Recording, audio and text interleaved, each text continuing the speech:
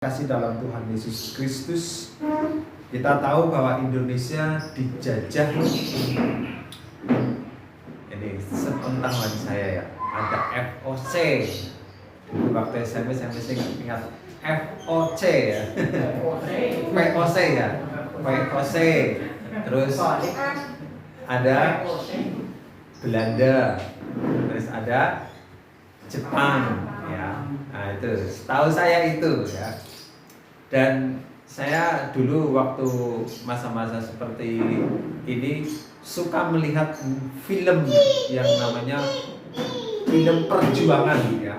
Film perjuangan senang banget pada waktu itu, seperti Surabaya itu saya senang ya, karena melihat saya pada waktu itu hanya senangnya melihat tembak-tembak aja, gak melihat bagaimana ternyata mereka yang berjuang itu saya tidak bisa membayangkan ya. Mereka yang sungguh-sungguh maju, mereka yang sungguh-sungguh berjuang dan siap mati.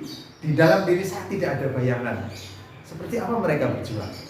Tetapi dalam pikiran saya ketika melihat film itu, saya happy. Wih, actingnya bagus. Wah, ada yang mati pakai bambu runcing dan lain sebagainya ya. Kan seperti yang dari Betawi, siapa lu ya siapa Bu? Si Pitung. Nah, itu terkenal juga ya, melawan ya, berani gitu. Nah terus menginjak akhirnya sampai seperti sekarang ini. Anak-anak kita mungkin juga mengalami hal yang sama ya. Atau bahkan kita juga mengalami. Kita suka kalau ada 17 Agustus. Kenapa? Hari-hari ini ada banyak lomba-lomba yang menarik ya. Lomba yang membuat kita tertawa ya. Banyak sekali. Saya senang ya. Ada seperti sekarang lombanya seru-seru ya. Lombanya seru-seru, lombanya menarik-narik, lombanya mengundang tawa ya, mengundang tawa dan berbahagia. Dan seolah-olah ya rayakanlah kemerdekaan itu ya. Rayakanlah kemerdekaan itu dengan senang-senang dan lain sebagainya, makan-makan dan lain sebagainya. Tetapi kita tidak tahu, bahkan anak-anak tidak tahu seberapa sesungguhnya para pejuang itu ketika merebut kemerdekaan itu. Saya kira mereka tidak terbayangkan, terbesit bahwa dulu untuk merebut kemerdekaan itu nggak mudah. Tetapi yang dalam benak mereka, aku harus berlomba dan aku harus menang ya. Saya harus menang, saya harus menikmati ya.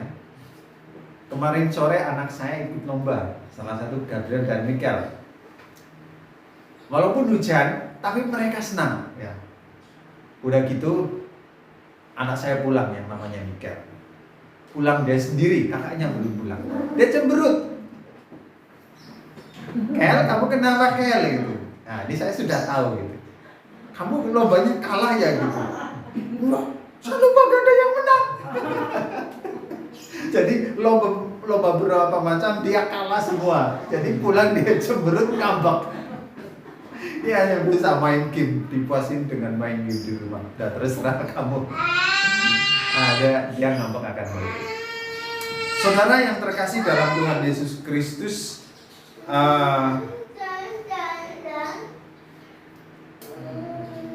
kemerdekaan yang penuh dengan pesta pora, bergembira karena kemerdekaan.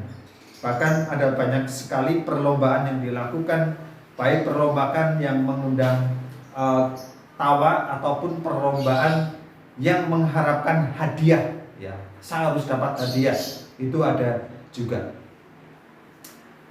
Saudara yang dikasihi dalam Tuhan Yesus Kristus, dahulu kita sebenarnya juga sebagai orang yang dijajah ya.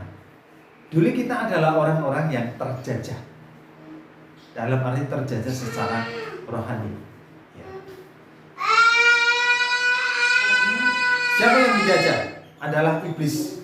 Dia memaksa untuk melakukan apa yang diinginkan oleh iblis, ya. Iblis menjajah kita dan memaksa kita untuk melakukan seperti yang dia inginkan. Lalu kita setiap minggu mengadakan namanya ibadah.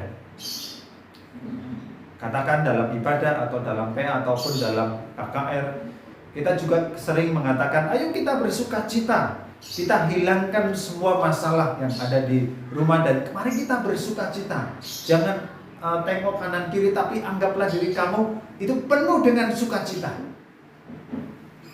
Ya, itu adalah hal yang benar. Tapi ada juga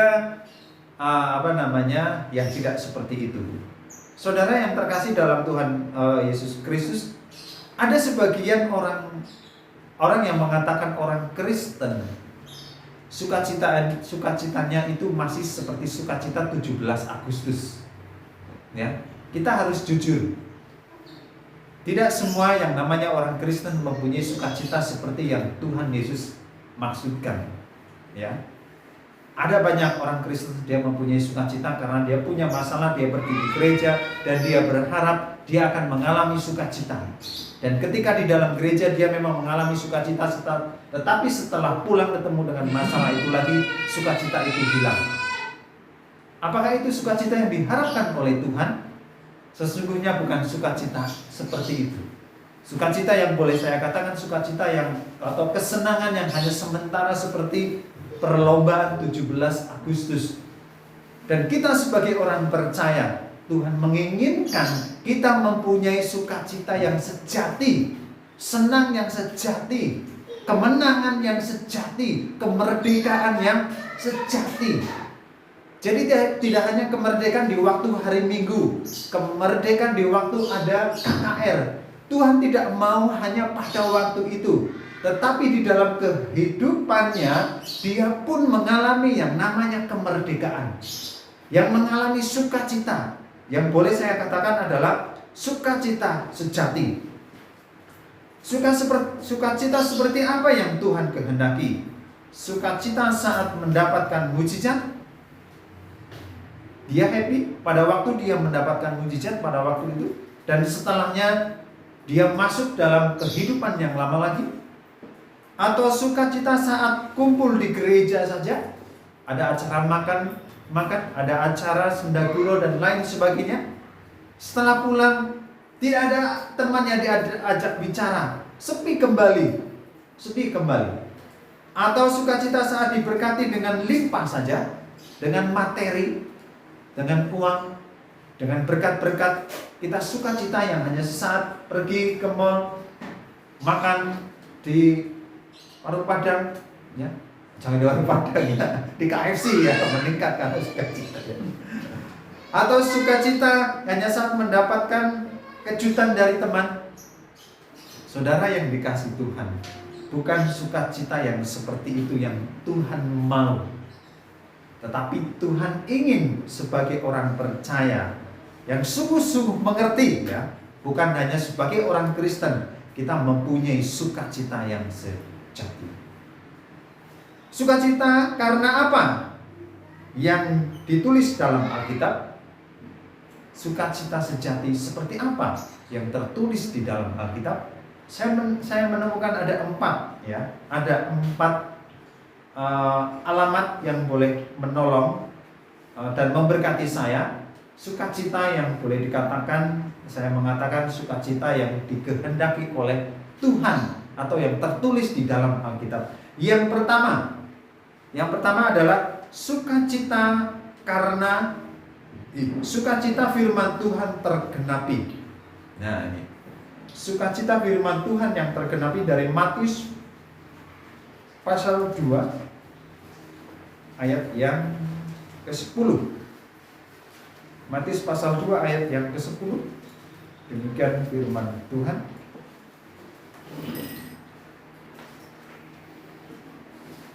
Karena mereka melihat bintang itu, sangat bersukacitalah mereka. Ya. Karena melihat bintang itu, maka bersukacitalah mereka. Siapa yang bersukacita di sini? Yang bersukacita di sini adalah orang Majus. Orang Majus yang mencari raja yang baru.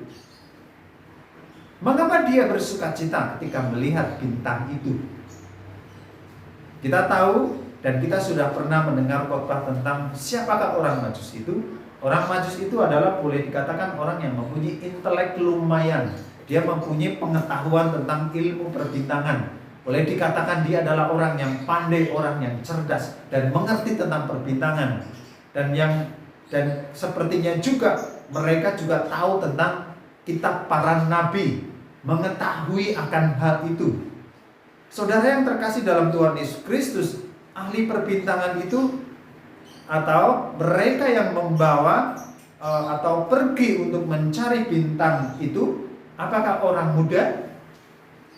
Saya kira mereka bukan orang muda seperti Samuel, tetapi dia orang yang cukup lumayan sudah usia. Dalam arti mungkin seperti Pak Beni, Pak Nanang. Artinya ketika mereka menjadi ilmuwan, ketika mereka menjadi orang yang pandai dalam melihat perbintangan atau dalam melihat kitab para nabi, mereka sudah memahami, mereka sudah siap-siap bahwa pada saatnya akan ada bintang besar terbit dan itu akan ada raja baru. Dan kita lihat orang-orang Majus ini untuk menunggu bintang itu muncul. Itu tidak lama. Ya. Tidak lama waktunya. Maksudnya lama waktunya. Dan mereka selalu memperhatikan di mana bintang itu akan muncul. Artinya perlu pengorbanan waktu. Artinya mereka selalu siap sedia di mana bintang itu muncul dan mereka akan pergi untuk mencari di mana bintang itu akan turun. Dan betapa bahagianya mereka, betapa sukacitanya mereka ketika mereka mendapatkan, wah, ternyata apa yang saya pelajari, ternyata apa yang saya lihat dalam kitab para nabi itu sungguh-sungguh terjadi. Ada perlu pengorbanan untuk menunggu. Ada perlu pengorbanan untuk menyambut kedatangan bintang itu atau raja yang akan lahir itu. Ada perlu pengorbanan. Dan dia bersukacita dengan namanya itu. Tidak peduli. Tetapi ketika melihat itu sungguh-sungguh, wah, ini benar-benar terjadi. Sukacita itu muncul. Dan apa yang mereka pelajari itu benar-benar terjadi. Apa yang mereka baca dalam kitab para nabi itu benar-benar terjadi. Saudara yang terkasih dalam Tuhan Yesus Kristus, walaupun kita melihat bagaimana orang Majus itu, apa yang dilakukan oleh orang Majus? Dia hanya melihat bintang, dia hanya bersukacita karena bintang itu sungguh sudah muncul. Apa yang dibawa oleh orang Majus? Ada persembahan yang dibawa oleh mereka. Ada emas, mur, kemenyan. Mereka bawa dan itu diberikan kepada raja yang baru lahir itu, yaitu Yesus Kristus itu sendiri. Artinya sukacita itu sungguh-sungguh terjadi dengan perbuatan yang mereka lakukan. Ingat, dia memberi persembahan. Dia mengorbankan waktu, dia mengorbankan hartanya, tetapi dia masih mengatakan, aku bersukacita. Saudara yang dikasih Tuhan, mereka bersukacita bukan karena mendapatkan aku. Mereka mungkin tidak mendapatkan hadiah dari Yesus Kristus pada waktu itu sebagai imbalan. Tapi saya melihat sukacita itu, sukacita yang memberi waktu, sukacita yang memberi harta, persembahan yang diberikan kepada Yesus Kristus, yaitu mazmur, kemenyan, dan lain sebagainya. Saudara yang terkasih dalam Tuhan Yesus Kristus, sebagai orang percaya, untuk mendapatkan sukacita sejati seperti orang Majus, diperlukan ujian waktu. Seberapa konsisten saudara dengan setia pada perkataan Tuhan. Jika saudara tetap setia, Tuhan akan bayar dengan sukacita yang sejati. Jadi perlu pengorbanan, perlu waktu untuk kita menikmati sukacita itu. Jadi tidak instan untuk mendapatkan sukacita yang berasal daripada Tuhan. Harus perlu pengorbanan waktu, harus perlu pengorbanan kesabaran dan lain sebagainya. Saudara yang dikasih Tuhan, ayo jika kita mendengar satu firman Tuhan, nikmati firman Tuhan itu dan tunggu waktunya Tuhan akan terjadi. Dan saudara pasti akan menikmati, saudara pasti akan mengatakan, Tuhan, aku bersyukur apa yang saya imani itu sungguh-sungguh terjadi. Nikmat. Seperti yang kita alami, seperti kita semua mengalami. Saudara, waktu dulu kita beribadah hanya satu petak di sebelah sana. Dulu kita memang punya planning, bagaimana kalau ini kita bongkar. Pak ini usul seperti itu. Wah, bagaimana ya? Gak terlaksana. Akhirnya memberanikan diri. Udah, kita coba aja. Kita coba ngomong, oh boleh. Silakan, akhirnya dibongkar. Saudara, waktu itu kita bergumul. Waktu itu mungkin ada yang bergumul dengan ruangan sempit teman dengan ibadah isi nangkap ya. Karena bentuknya letter L, gerang kene gerang kana ya. Kalau seperti ini kan menghadap ke sini semua. Saudara yang dikasih Tuhan, sukacita yang saya bayangkan saat ini. Walaupun hanya ruangan segini, tapi saya boleh menikmati sukacita bersama dengan Tuhan. Setidaknya doa saya, Tuhan terima kasih, Engkau jawab doa saya. Dengan ruangan yang agak sedikit luas. Dan ada banyak sekali kesaksian yang saya boleh alami, boleh saksikan, bahwa perlu waktu, menunggu waktunya Tuhan untuk mempunyai sukacita itu. Sabar, tetap imani, teguh dengan perkataan firman Tuhan itu. Tunggu waktunya Tuhan, Tuhan pasti akan berikan tepat sesuai yang dikehendaki oleh Tuhan. Amin saudara. Amin. Mari milikilah dan siapkanlah saudara untuk mempunyai sukacita jika firman Tuhan itu tergenapi. Nikmatilah dan tepuk tanganlah, bersukacitalah bersama dengan Tuhan. Kalau mau, beritakan kepada orang lain, aku sedang bersukacita karena apa? Doaku terjawab, doaku terkabul. Yang kedua, saudara yang dikasih Tuhan, yang kedua adalah sukacita karena yang hilang diketemukan. Ini dari Lukas 15. Salah satunya tentang anak yang hilang ya. Lukas 15 ayat yang ke-6.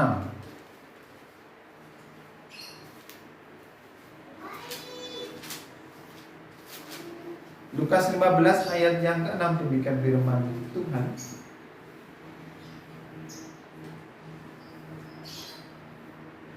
Dan setibanya di rumah, ia memanggil sahabat-sahabatnya dan tetangga-tetangganya serta berkata kepada mereka, bersukacitalah bersama-sama dengan aku, sebab dombaku yang hilang itu telah kutemukan. Ayat 9. Dan kalau ia telah menemukannya, ia memanggil sahabat-sahabatnya dan tetangga-tetangganya serta berkata, bersukacitalah bersama-sama dengan aku, sebab dirhamku yang hilang itu telah kutemukan. Ayat 22.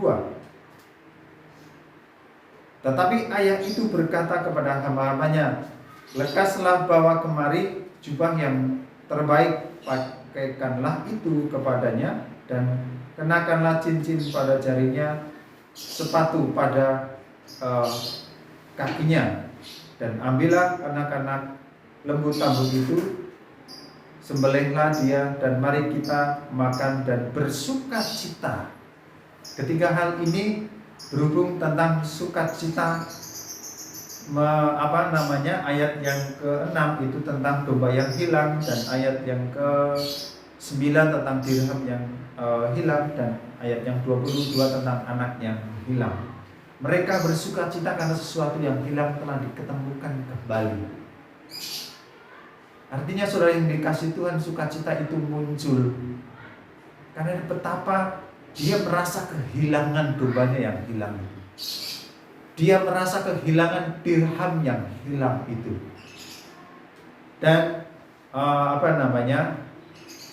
tentang anak yang hilang, dia bersukacita karena dia merasa anaknya telah kembali. Apa yang terjadi ketika kita mempunyai kehilangan seseorang, kehilangan sesuatu? Mungkin kita akan mengalami kesedihan. Tetapi di sini ukurannya bukan siapa yang terhilang, tapi ada sukacita bila sesuatu itu diketemukan kembali, didapatkan kembali. Ada kesenangan tersendiri, sukacita tersendiri yang dialami oleh domba yang hilang, dirham yang hilang, ataupun anak yang hilang. Saudara yang terkasih dalam Tuhan Yesus Kristus, pergi mencari domba yang hilang, mengerahkan kekuatan untuk mencari dirham yang hilang, menunggu kembalinya anak yang hilang, akan dikerahkan semuanya untuk mendapatkan apa yang hilang. Bapa yang berpesta pora untuk anaknya yang hilang dan telah kembali, sukacita mereka melebihi harta di dalam dunia yang mereka miliki. Saudara yang dikasih Tuhan, kita melihat bagaimana pesta yang dilakukan oleh ketiga orang ini. Bahkan kita melihat tentang anak yang hilang tadi, pesta yang dilakukan oleh bapaknya. Apa yang dilakukan? Dia memberikan sesuatu yang terbaik bagi anaknya yang terhilang itu. Dia tidak berpikir panjang, wah rugi.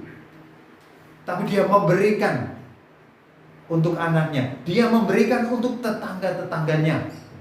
Seolah-olah tidak ada artinya bagiku harta. Tidak ada artinya. Semua itu dapat dicari, seolah-olah seperti itu. Tetapi bagiku anak ini lebih penting, untuk dia boleh kembali bersama denganku. Jadi sangat berarti sekali anak itu. Sangat berarti sekali domba, sangat berarti sekali dirham itu. Saudara yang dikasih Tuhan, harta itu seolah-olah di sini itu nomor 2 bagiku. Tapi bagiku yang pertama adalah anakku, dombaku, dirhamku. Saudara yang terkasih dalam Tuhan Yesus Kristus,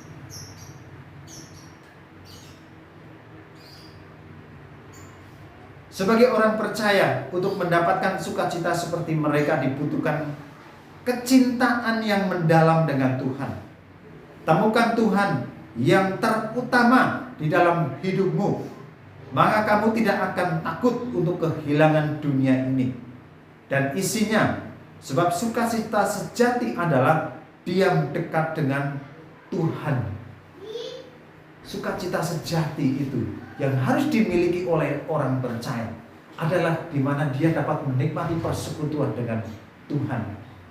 Itu sukacita yang tidak dapat tergantikan, dan itu harus dimiliki oleh orang percaya. Harta, no, tapi dia dekat dengan Tuhan. Kesehatan, Ayub mengatakan, tubuh aku emang renta, sakit, tapi dekat dengan Tuhan aku mau menikmati. Dia tidak memandang tubuhnya yang sakit, tapi dia tetap mempunyai persekutuan dengan Tuhan. Dan akhirnya ketika dia bertobat, mengakui semuanya di hadapan Tuhan, Tuhan mampu memulihkan kesehatan tubuh jasmaninya, Tuhan mampu memulihkan keluarganya, Tuhan mampu memulihkan ekonominya. Ketika dia mempunyai hubungan kedekatan dengan Tuhan. Jadi saudara yang dikasih Tuhan, mari kita mempunyai sukacita dekat dengan Tuhan. Jadi jangan hanya bersukacita karena kita memiliki harta sekian juta, memiliki koleksi ini, memiliki harta ini, memiliki pengetahuan ini. Itu sementara. Tapi yang paling utama, ayo kita genjot rohani kita dengan Tuhan. Karena di saat kita mempunyai hubungan dengan Tuhan, yang itu tidak sementara, itu kekal, akan kita bersama dengan Tuhan. Kita tidak akan takut kehilangan harta, Kita tidak akan takut kehilangan rumah. Kita tidak akan takut kehilangan tubuh ini. Karena kita akan mendapatkan tubuh yang baru bersama dengan Tuhan. Itulah tolak ukur yang sesungguhnya. Cintailah Tuhan lebih dalam lagi, maka engkau akan mendapatkan sukacita yang sesungguhnya. Amin, saudara? Amin. Yang ketiga, bersukacita karena pekerjaan Tuhan. Dalam Filipi pasal 3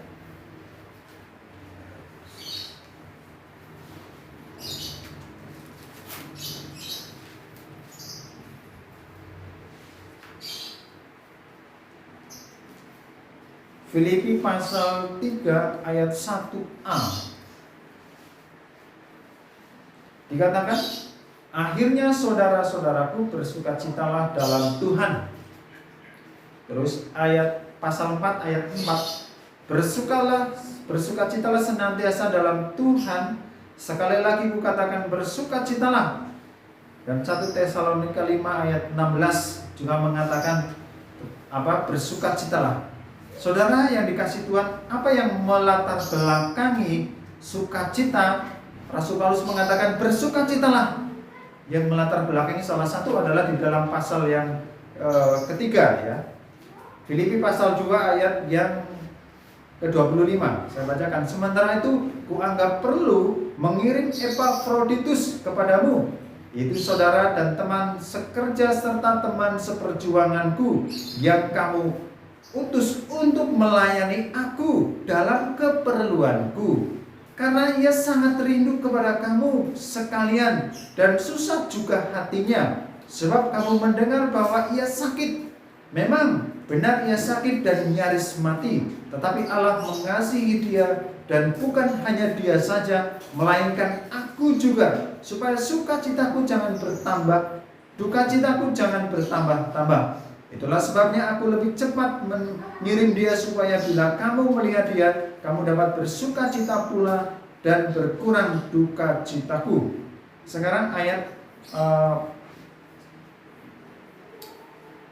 pasal 4 ayat yang kedua.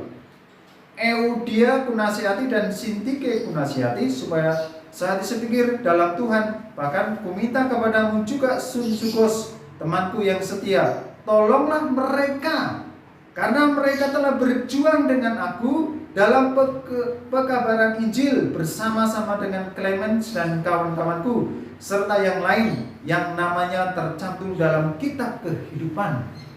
Kita melihat saudara yang dikasih Tuhan, sukacita itu adalah karena orang-orang yang melayani Tuhan. Ada orang-orang yang melayani Tuhan yang harus dikatakan kamu itu harus bersukacita. Ada orang yang terjun dalam pelayanan, di sini memang kamu itu harus bersukacita. Mereka sudah begitu berjuang. Salah satu adalah Epafroditus. Mereka sampai hampir mati, sakit. Yang mereka sampai sakit dan hampir mati. Tetapi Tuhan mengasihi Epafroditus. Dan Rasul Paulus mengatakan, hai kamu, bersukacitalah. Karena ada orang-orang yang Tuhan Tuhan taruh beban di dalam diri orang tersebut untuk melayani jiwa-jiwa. Bahkan ada Eudika, Sintike, Sunjukos dan lain sebagainya. Mereka adalah teman-teman Rasul Paulus yang melayani. Dan Tuhan katakan, ayo kamu bersukacita dengan orang-orang itu.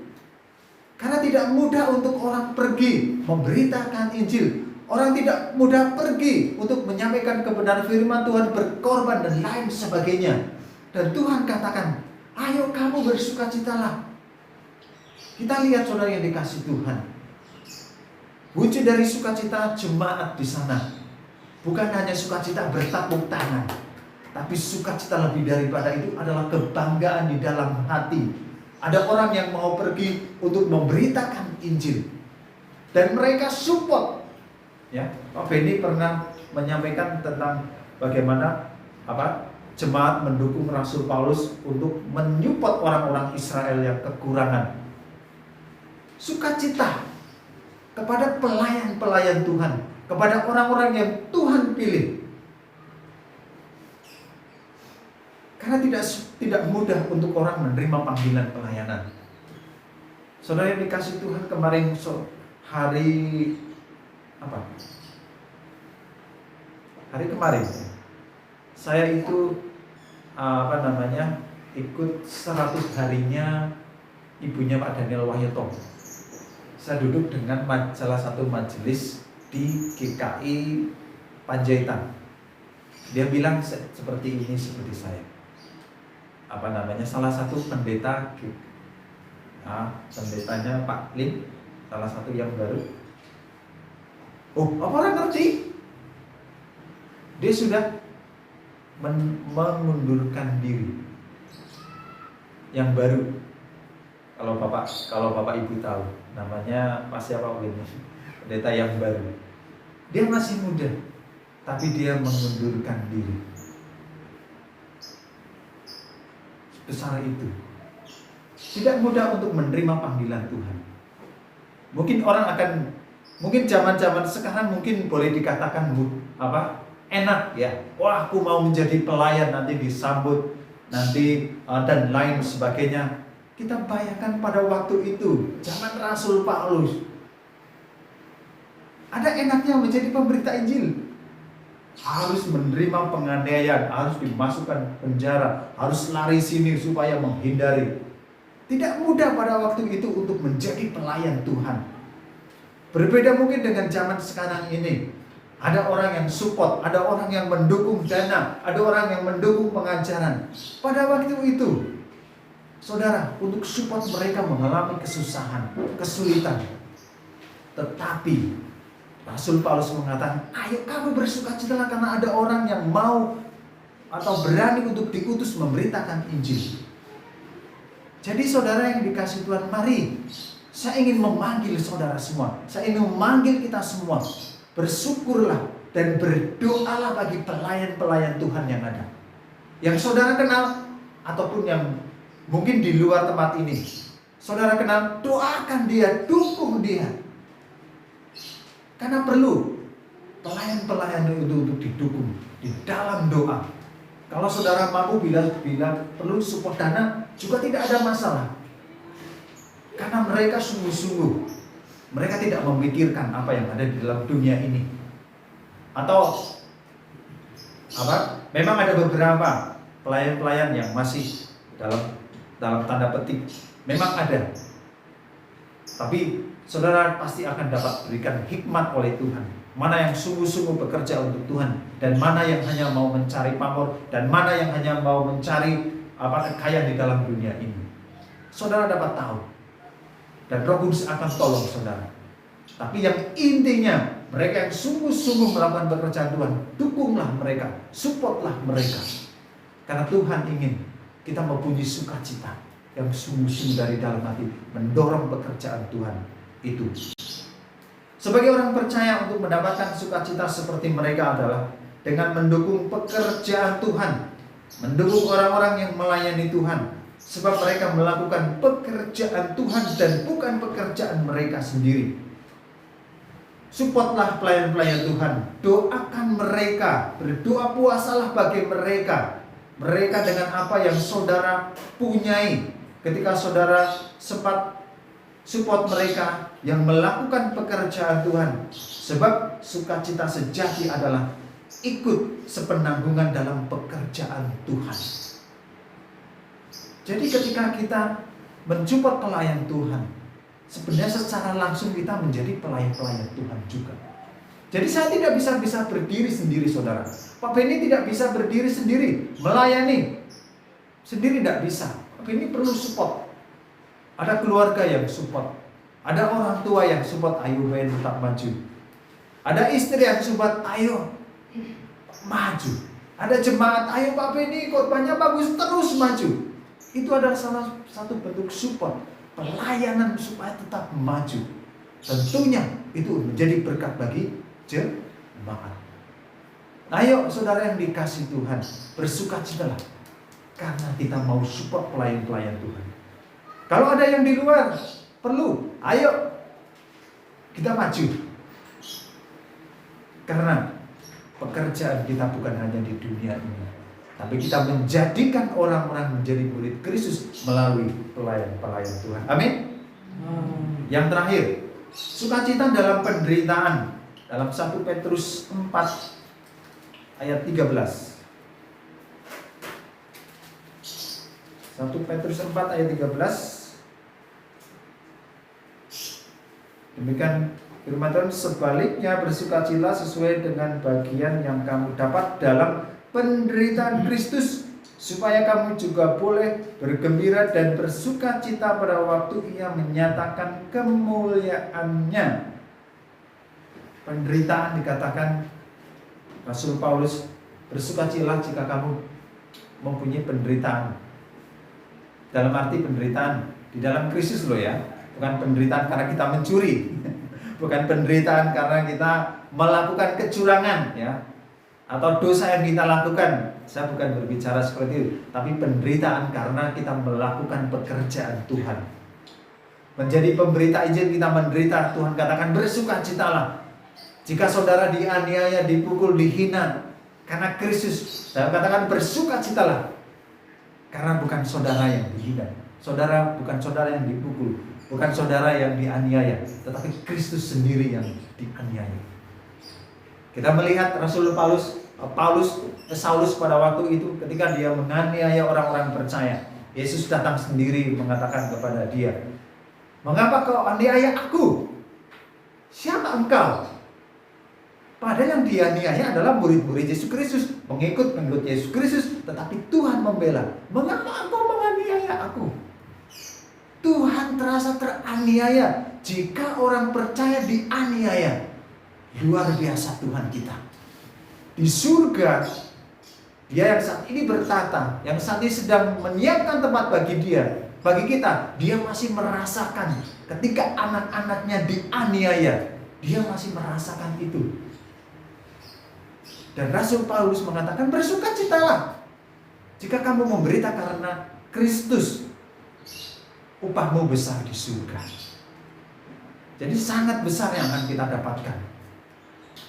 Apa itu? Mahkota. Saudara akan mendapatkan perbedaan ketika nanti berada di pengadilan tatap putih. Saudara, kalau kita melihat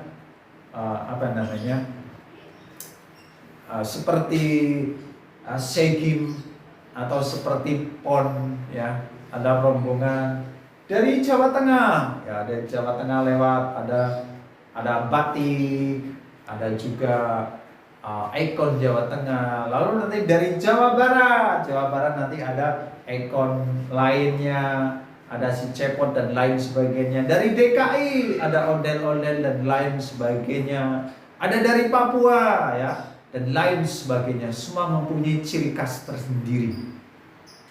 Di dalam tata pengadilan putih nanti, semua orang pun akan berjalan dan melihat, wah, Pak Teguh ada mahkota kesetiaan. Wah, ada kebanggaan tersendiri yang tidak dibayangkan. Woi, Pak Nanang ada mahkota penginjilan. Si Emak ada mahkota kesetiaan sampai usia yang sepuh. Wah, ada kebanggaan tersendiri, Mak. Jadi, saudara yang dikasih Tuhan, ayo kuatkan iman kita. Tetap teguhlah iman kita dalam keadaan apapun. Nikmatilah prosesnya Tuhan. Tuhan akan tunjukkan waktu yang tepat. Dulu beberapa bulan yang lalu di sini mungkin saya sempat drop. Waduh. Sempat drop, waduh, turun jam. Tapi hari ini saya mau katakan, aku mau merdeka. Aku gak mau dibelenggu dengan manusia. Dia bisa membelenggu, tapi Tuhan tidak bisa membelenggu sukacitaku, kebebasanku. Aku dianiaya karena Tuhan, tidak masalah. Kalau memang Tuhan izinkan itu terjadi. Tapi aku mau tetap bersukacita, aku tidak mau dihalangi oleh apapun. Dan saya ingin mengajak, ayo kita pun untuk melakukan pekerjaan Tuhan, tetaplah bersukacita. Karena barang siapa menanggung semua itu, karena Tuhan, ia akan memperoleh mahkota yang kekal yang akan Tuhan berikan. Jadi janganlah kamu menyesal akan hal itu. Ingat, bersukacitalah. Tuhan memperhatikanmu. Bukan kamu yang dianiaya, tetapi Tuhanlah yang dianiaya. Kuatkan dan teguhkanlah. Itulah sukacita yang sejati. Jadi kesimpulannya apa? Kesimpulannya adalah masyarakat Indonesia mengisi kemerdekaan dengan lomba yang menghibur dan mengundang tawa dan berbahagia karena terhibur. Namun sebagian orang yang telah dimerdekakan rohaninya, kita juga perlu mengisi kemerdekaan itu dengan bersukacita, yaitu dengan sukacita yang sejati. Satu, sukacita firman Tuhan tergenapi. Dua, sukacita yang hilang ditemukan. Tiga, sukacita akan pekerjaan Tuhan. Dan yang keempat, sukacita akan penderitaan karena Kristus. Marilah sukacita yang sejati itu Tuhan Yesus memberkati. Amin. Amin. Mari kita memiliki sukacita yang sejati seperti yang Tuhan Yesus kehendaki. Mari kita berdoa. Bapa kami yang di dalam surga, terima kasih. Kami sungguh mengucap syukur kemerdekaan bangsa kami Indonesia. Dan kami juga mau mengucap syukur kemerdekaan kami secara rohani. Masyarakat Indonesia mengisi kemerdekaan dengan berlomba dan lain sebagainya, festival dan lain sebagainya.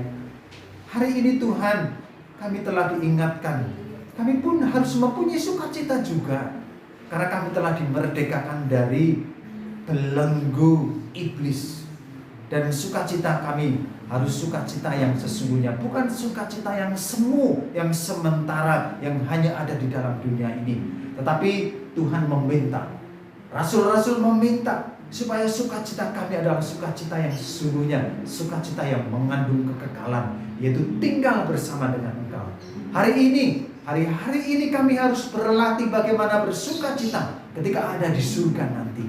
Terima kasih Bapak, kuatkan dan teguhkanlah kami semua supaya mempunyai sukacita seperti rasul-rasul, seperti murid-murid-Mu pada waktu mula-mula, sehingga mereka tidak pernah bosan, mereka tidak pernah lelah. Dan Rasul Paulus meminta, bersukacitalah. Terima kasih Tuhan Yesus Kristus, ajari kami bersukacita seperti yang Kau berikan kepada rasul-rasul-Mu pada waktu itu. Di dalam nama Yesus Kristus kami bersyukur dan berdoa. Haleluya. Amin.